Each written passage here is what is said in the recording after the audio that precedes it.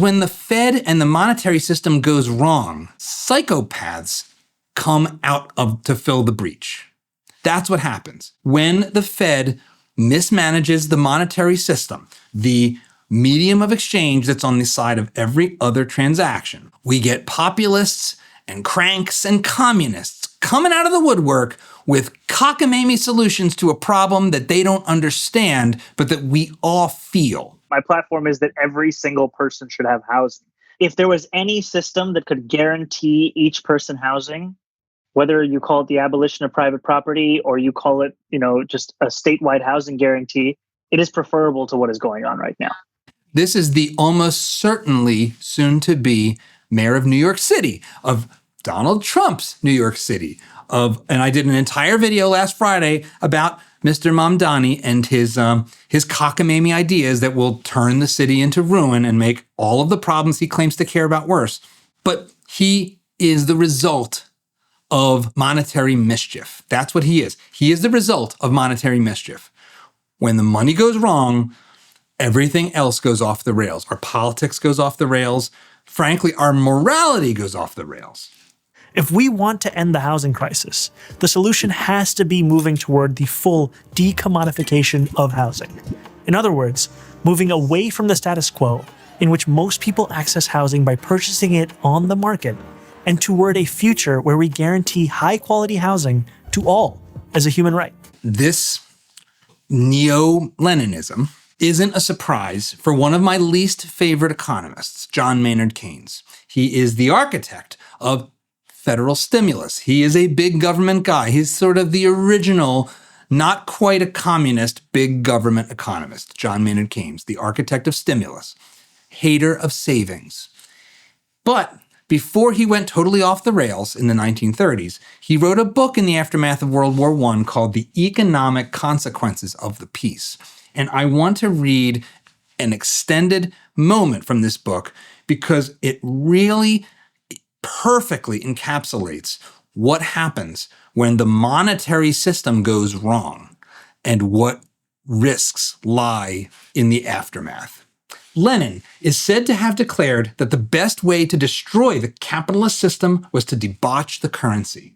By a continuing process of inflation, governments can confiscate secretly and unobserved an important part of the wealth of their citizens. By this method, they not only confiscate, but they confiscate arbitrarily. And while the process impoverishes many, it actually enriches some. This is really important. Inflation doesn't simply rise the cost for everybody. It redistributes who has the wealth. It's akin to pouring water into an ice tray. It doesn't just fill the water line all the way. It fills this part, and then it slowly makes its way to the end, the people who are worse off for it. The sight of this arbitrary rearrangement of riches strikes not only at security, but at confidence in the equity of the existing distribution of wealth. Those to whom the system brings windfalls beyond their deserts and even beyond their expectations or desires become profiteers, who are the object of the hatred of the bourgeoisie, whom the inflationism has impoverished, not less than the proletariat. And this is cutting straight at the folks voting for Mr. Mamdani, the bourgeois elite managerial class who are making $180,000 a year and can barely afford a Park Slope apartment for two. They see this, they see the profiteers and their landlords and say, tear the whole system down, let's try communism. As the inflation proceeds and the real value of the currency fluctuates wildly from month to month, all permanent relations between debtors and creditors, which formed the ultimate foundation of capitalism, become so utterly disordered as to be almost meaningless. And the process of wealth-getting degenerates into a gamble and a lottery. Lenin was certainly right. There is no subtler, nor surer means of overturning the existing basis of society than to debauch the currency. The process engages all of the hidden forces of economic law on the side of destruction, and does it in a manner which not one man in a million is able to diagnose. I read this, it's 2025. When did I read this? 2007. I came across this thing. I was like, my God, this is the most incisive summary of what inflation and monetary mischief does to a society. It is an all-out assault. We have seen it over and over and over again. Weimar Republic. You wouldn't have had Hitler without the printing press in the Weimar Republic. Venezuela, Zimbabwe, Argentina, on and on and on. Hyperinflation after hyperinflation, destroying societies. And I'm not the only one who's come across this thing, because Rick and Morty has a great little sequence that is just worth revisiting because it sums it up perfectly. So what are you doing with level 9 access anyways? Destroying the galactic government. Awesome! Cool. Are you going to set all their nukes to target each other? Or reprogram their military portals to disintegrate their entire space fleet? Good pitches, kids. I'm almost proud. But watch closely as Grandpa topples an empire by changing a 1 to a 0. Mr. President, the Blemflark's value just dropped to nothing. What do you mean? I mean, our single centralized galactic currency just went from being worth 1 of itself to 0 of itself. Oh, dear God, no. Calm down, people. Deploy the galactic militia and declare martial law. Yes, sir. What should I pay them with? Their payment is the honor they'll feel to serve their... Wait, who's paying me to yell at this guy? I can answer that. For money. I never thought I'd live to see this day. Gentlemen! There's a solution here you're not seeing. Give me your jacket! Give me those... That is not actually even a hyperbolic way to describe what happens when you fully politicize the monetary system. This is the most difficult challenge that comes about when you start to look at this seriously. The Fed can get worse than it is.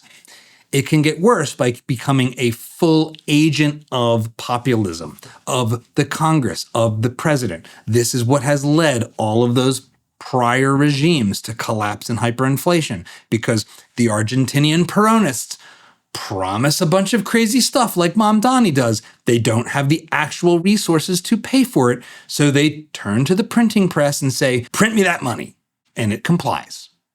The same happened in Weimar, the same happened in Venezuela, the same happened in Zimbabwe, and many, many other places. This puts those of us that are critics of the deep state in a difficult spot.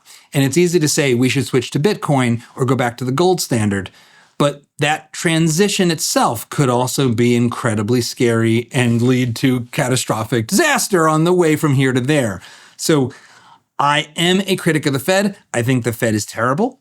I think the Fed has mismanaged its role. And on the way to eliminating it, I think there is something that we could do. And that is tell the Fed it has one job. And that is to stabilize nominal incomes. Not inflation, nominal incomes. This gets super wonky super quick, and I won't dive into it too deep right now. But I encourage you, if you're geeking out on money, to look up nominal GDP targeting. It would account for a lot of the things that gets the Fed off track, and would at least make it a better second best solution to returning to the classical gold standard, or maybe having something like a cryptocurrency. I am surprisingly a little more skeptical of crypto than many of my like-minded friends, but that too is for another time. So that's probably my single biggest takeaway here. The Fed is a problem. You should know about it. You should be aware of it. And you should be critical of it. But be careful what you wish for as far as making it a tool of the presidency or the Congress too directly. There is a broader conversation that I wish our politics was capable of having here. To reform the Fed, ideally on a path towards elimination, but at least towards more truly stable money. So that we, you and I, our kids, our grandparents, can plan for ourselves. That's the core of the issue. The core of the issue when it comes to money is that what money fundamentally is a kind, it's actually a kind of moral technology. It's a contract. It's a contract that says, I made a contribution to the society and I have a little receipt. And when I buy from you and you take that receipt of my contribution, I'm making a contract that you're going to get to use that for what you need. So I'm using it for what I need, and you get to use it for what you need. And you're going to do that tomorrow. So it is a contract over time, just like any other. And the capitalist system is simply that. It's voluntary exchange. It's us trying to make plans for the future, make decisions about investing or saving or going on vacation. But when it comes to saving and investing, those interest rates and that value of money being stable and representing actual reality, not the whims of presidents or the printing press, is really, really important, because when it goes wrong, the whole world goes haywire. If you like this clip, you should check out the full video and all the other great content we've got at Dad Saves America. So be sure to hit the like button, subscribe, and ring that bell so you won't miss our new stuff as it drops each week.